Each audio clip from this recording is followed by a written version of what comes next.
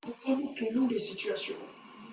On accuse les pasteurs, on accuse même Jésus. On dit que Jésus n'est plus puissant, que c'est la religion des Juifs, que nous avons nos crânes au village, nous avons nos prêtres au village, qui sont même plus puissants.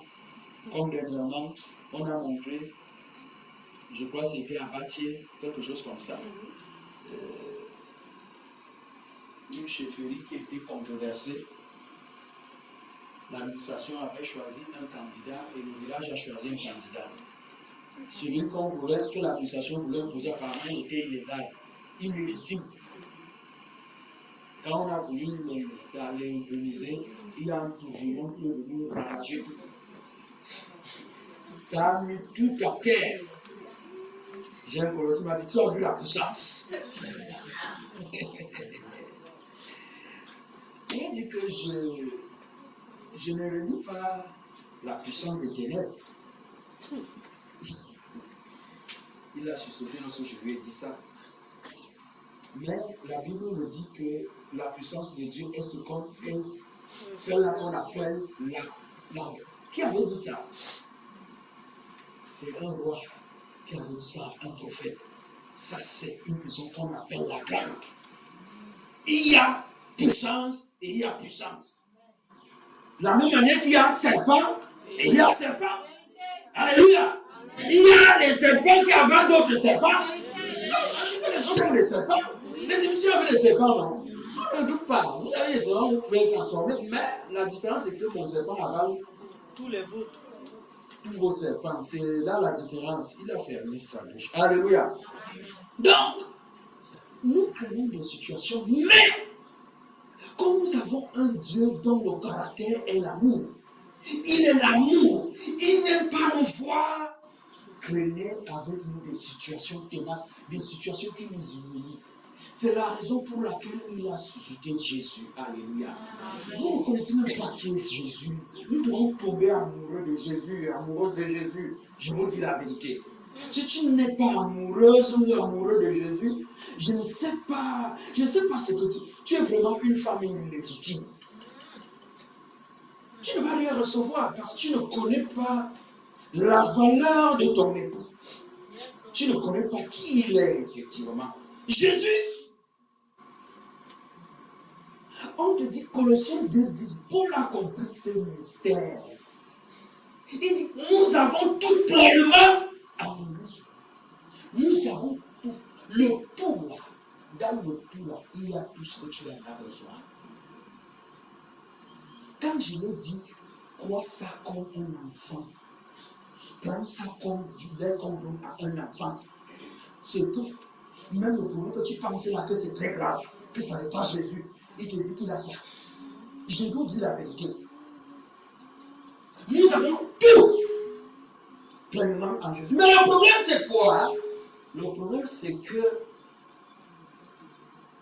nous ne connaissons, nous n'avons pas compris. Parce que quand le pasteur dit nous avons tout, la Bible dit nous avons tout, c'est une vue d'esprit. Vous avez raison. Mais je vais nous expliquer. Parce que comment est-ce que c'est devenu que nous avons tout en Jésus? Quelque chose s'est passé il y a de cela plus de 2000 ans. Alléluia. Parce que quand Jésus meurt, il meurt où?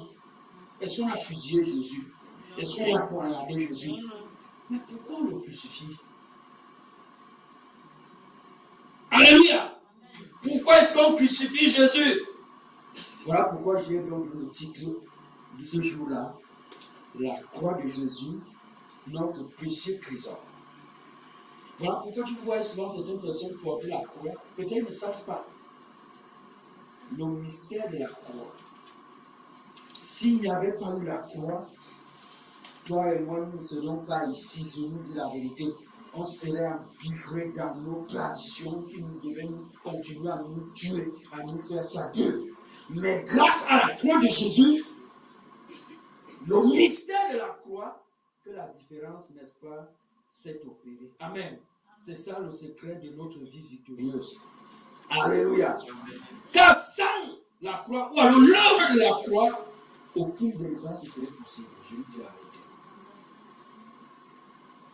Sans l'œuvre de la croix, je vous ai dit ça la dernière fois, aucune délivrance ne serait possible. D'abord, avant Jésus, il y avait quelle délivrance?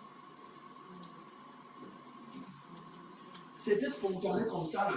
Quelqu'un a la grâce comme les miracles que les prophètes faisaient.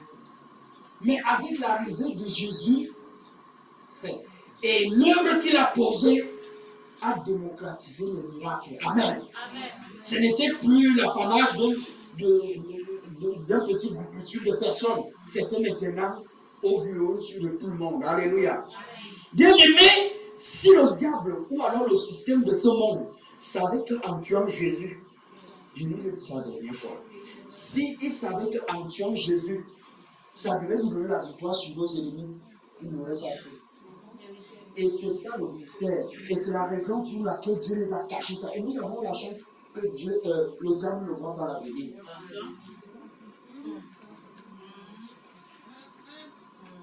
Nous avons cette chance-là. Parce que s'il savait, s'il savait, le gars allait dire que non. Je ne te tue pas, tu veux délivrer les gens ici.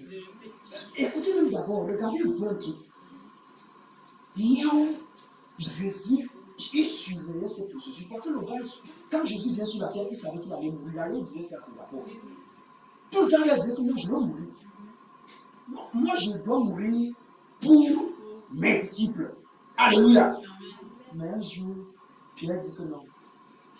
Regarde, tu ne dois pas aller à Jérusalem. Le gars lui a dit quoi? Arrière-moi que son disciple, le plus charismatique, il l'appelle Satan. Pourquoi? Parce que celui-ci veut l'empêcher de mourir sur la croix pour te sauver toi et moi. C'est-à-dire quoi? Mettre en péril la mission. Malheur à quiconque se met au travail du chemin des missionnaires pour empêcher l'œuvre d'avancer.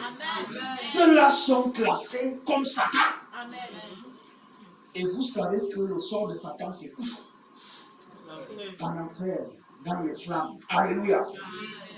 Ça, c'est clair. Pierre a bu sa part. Alléluia. Et Dieu a sagement bien caché ce grand et glorieux mystère au chef de ce monde. Alléluia. Nous devons savoir qu'aucune souffrance, amen, aucun péché, aucune malédiction, aucune douleur, suivez-moi très bien, aucune puissance démoniaque qui ne se soit abattue sur Christ. Tous ces mots que tu connais là, tous ces mots, M-A-U-X, tous ces mots se sont abattus sur Christ. Donc, Jésus n'est pas indifférent. Ou alors, Jésus est au courant. Il a senti ce que tu sens actuellement. Ne dis pas que est-ce que Jésus avait senti que j'ai le sida?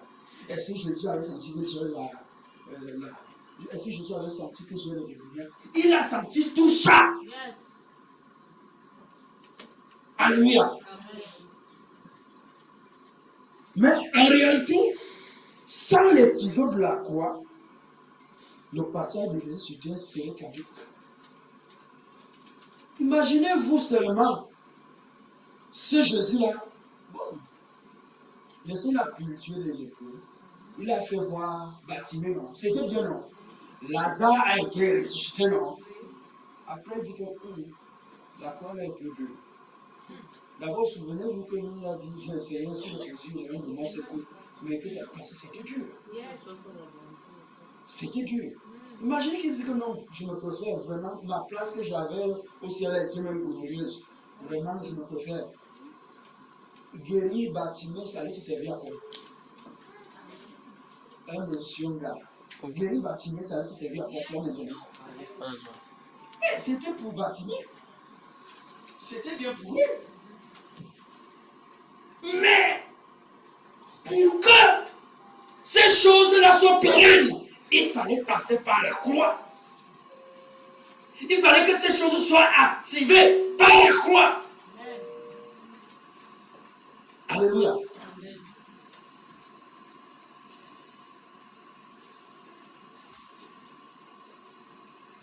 Je dis donc que l'épisode de la croix, le passage de Jésus, c'est l'épisode de la croix. Le passage de Jésus sur la terre n'aurait eu pour nous aucune force, aucun impact capable de nous transformer ou de nous donner une quelconque victoire sur nos ennemis. Amen.